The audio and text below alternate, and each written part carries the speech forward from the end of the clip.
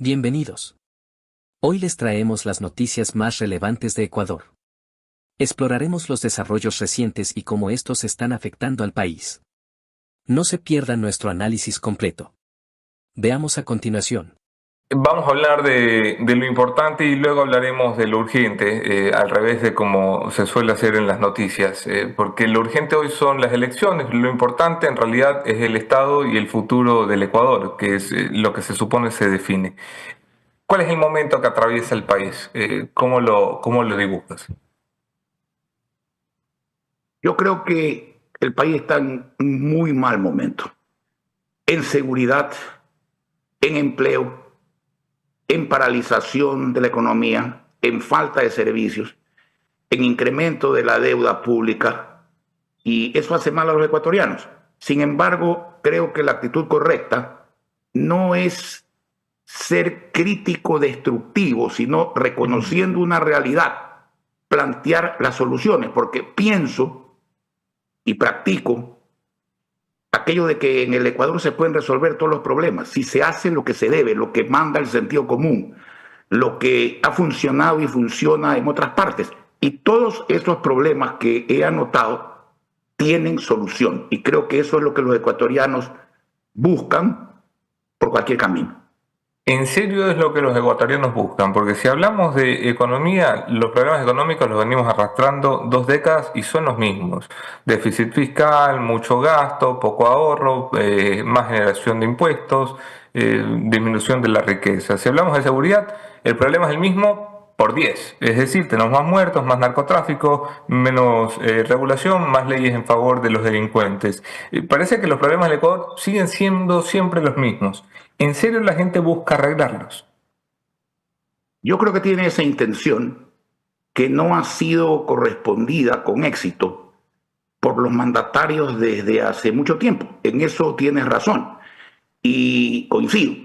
Y no quiero que se quede en un comentario tuyo conceptual, sino respaldarlo con cifras. Y después podemos ver cómo se lo arregla, porque si no parece que estamos precipitando aún más la situación.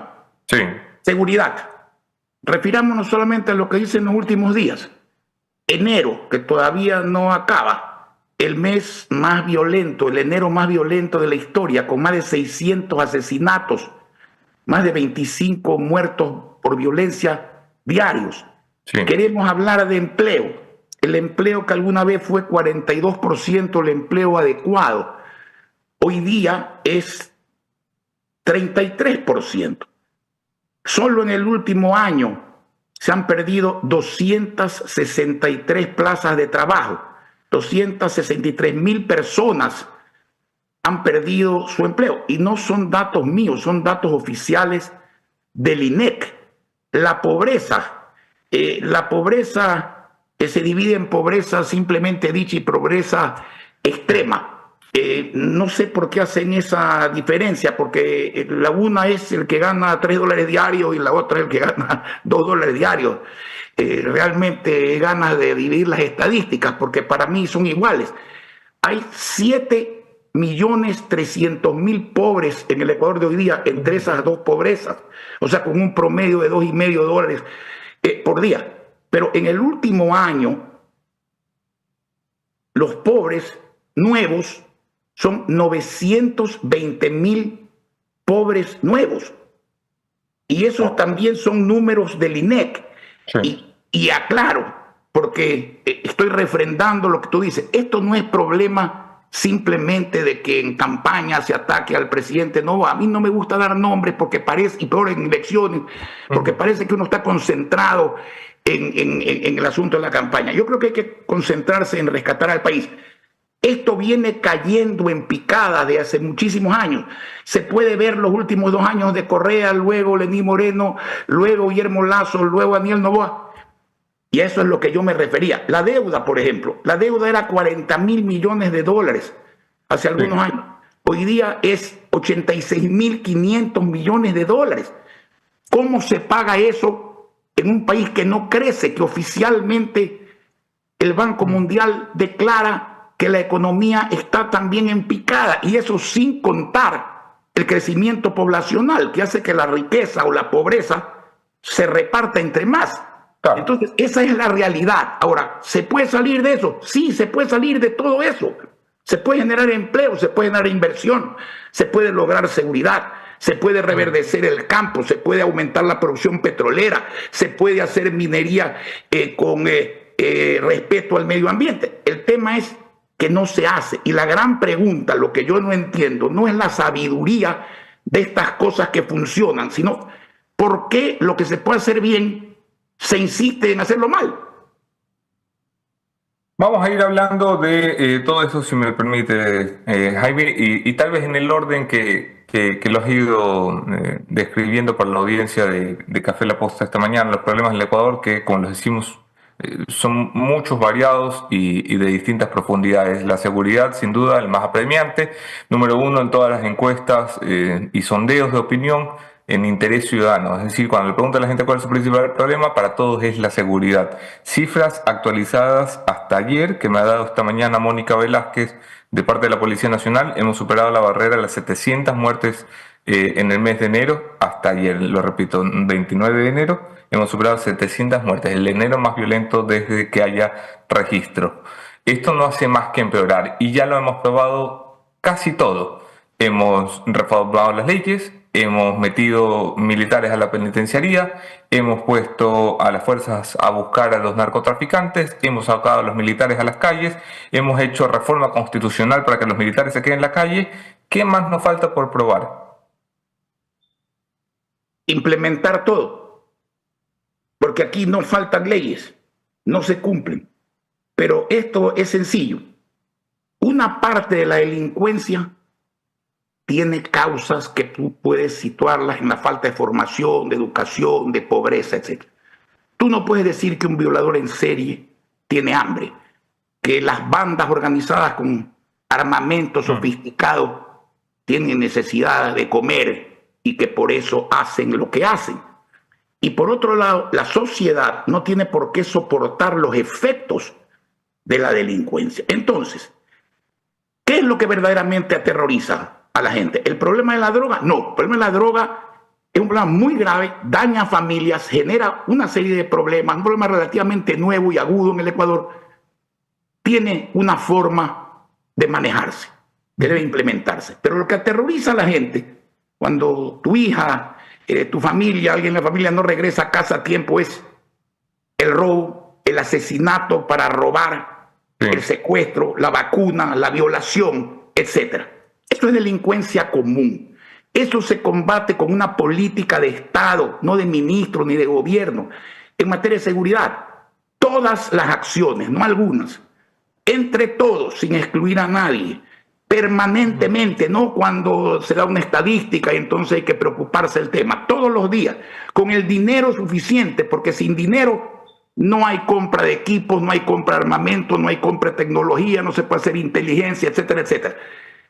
Coordinando todo entre todos los actores sin invadir competencias, con una evaluación independiente y con rendición de cuentas permanentemente. Y por otro lado, pongo un ejemplo fácil de entender. Si utópicamente tú pudieras capturar a todos los delincuentes y los entregas a la justicia, ¿se acabaría por eso la delincuencia? No, porque hay jueces y fiscales sinvergüenzas y corruptos, no todos por supuesto, ni mucho menos, que los ponen en libertad con absoluta rapidez, violando la Constitución y las leyes.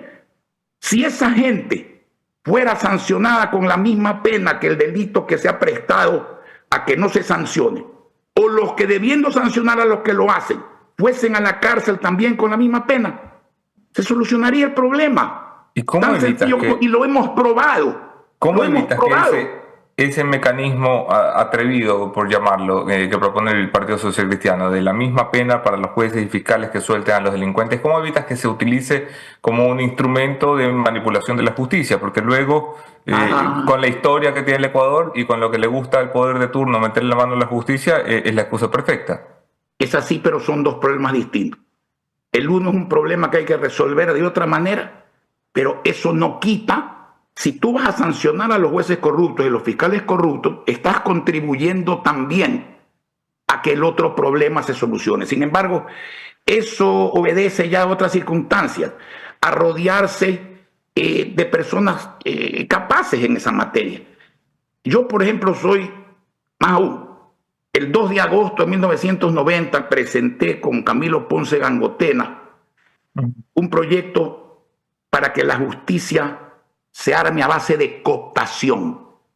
Y ese proyecto rindió frutos años después, en el año 1997, donde había una Corte Suprema de Justicia integrada por izquierdistas como Camilo Mena, no activos, sino todo el mundo tiene en el fondo una ideología o una forma de pensar. Camilo Mena, el doctor Quintana, el doctor Villasís, gente vinculada a la socialdemocracia y a la democracia popular, como el doctor Wright, el doctor Velasco, el doctor Albán, gente que podía llamarse de derecha, como el doctor Río Frío, como Galo Pico, etc. Fue una muy buena Corte de Justicia y se iba alimentando con el sistema de cooptación. La echaron abajo para poner en marcha la Pichicorte.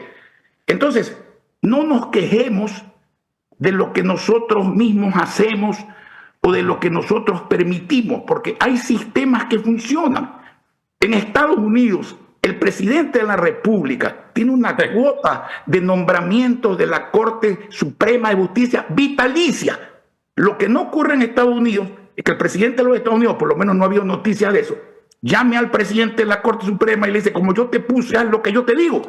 Y si llega a hacer eso, lo denuncian y no le obedece. Es un problema de formación, es otro tema. En conclusión, enero de 2025 se presenta como un recordatorio ineludible de las profundas fragilidades que afectan a Ecuador, poniendo en evidencia que el progreso sostenido solo será alcanzable mediante la articulación de políticas públicas integrales que enfrenten simultáneamente las crisis económicas, climáticas y políticas. Gracias por acompañarnos en este repaso de las noticias más importantes. Recuerda que en estos momentos mantenerte informado es esencial. No olvides suscribirte, activar la campanita y compartir este video para que más personas conozcan lo que está sucediendo en nuestro país. Nos vemos en la próxima entrega con más noticias de impacto. Hasta pronto.